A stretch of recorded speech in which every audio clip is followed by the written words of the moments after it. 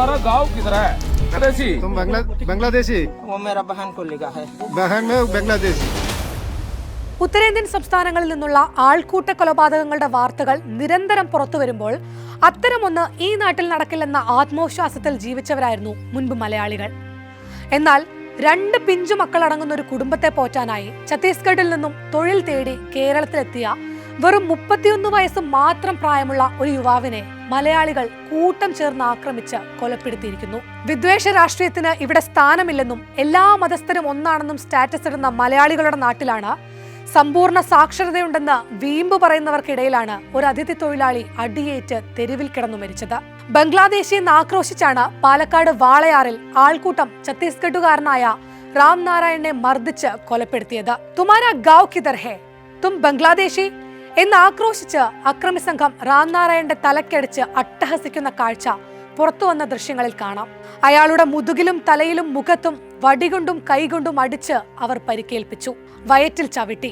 ഈ ആൾക്കൂട്ടക്കൊലയ്ക്ക് നേതൃത്വം നൽകിയത് RSS പ്രവർത്തകരാണെന്നും സംഘപരിവാർ രാജ്യമാകെ പടർത്തിക്കൊണ്ടിരിക്കുന്ന വർഗീയ വംശീയ വിഷത്തിന്റെ ഇരയാണ് റാം നാരായണൻ എന്നുമാണ് മന്ത്രി MB രാജേഷ് പറഞ്ഞത്.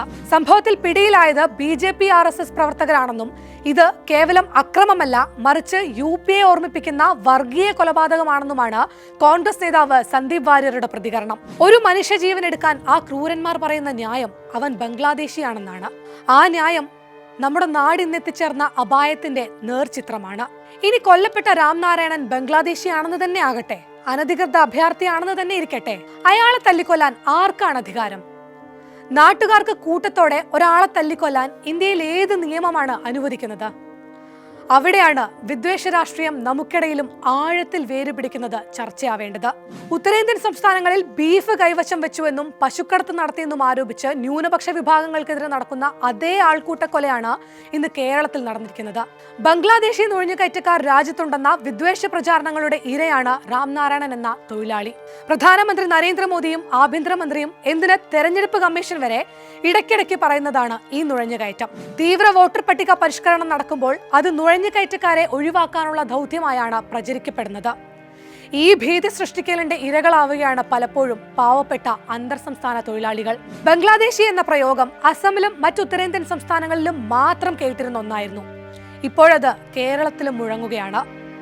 ബംഗ്ലാദേശികൾ കൊല്ലപ്പെടേണ്ടവരാണെന്ന ബോധ്യം ഹിന്ദുത്വ വർഗീയ ബോധമാണ്. അത് കേരളത്തിൽ പടർന്നു പിടിക്കുന്നത് കാണാൻ നമുക്കാവണം. ഇത്തരം ആളുകളുടെ ആൾക്കൂട്ടക്കൊലകളുടെ പ്രത്യയശാസ്ത്ര രാഷ്ട്രീയ മനഃശാസ്ത്രം തിരിച്ചറിയണം. വിദ്വേഷ രാഷ്ട്രീയം നമുക്കിടയിൽ ആളുകളെ കൊലപ്പെടുത്തി തുടങ്ങിയിരിക്കുന്നു എന്ന യാഥാർത്ഥ്യത്തെ കേരളം ഏറെ ഗൗരവത്തോടെ പരിഗണിക്കേണ്ടതുണ്ട്.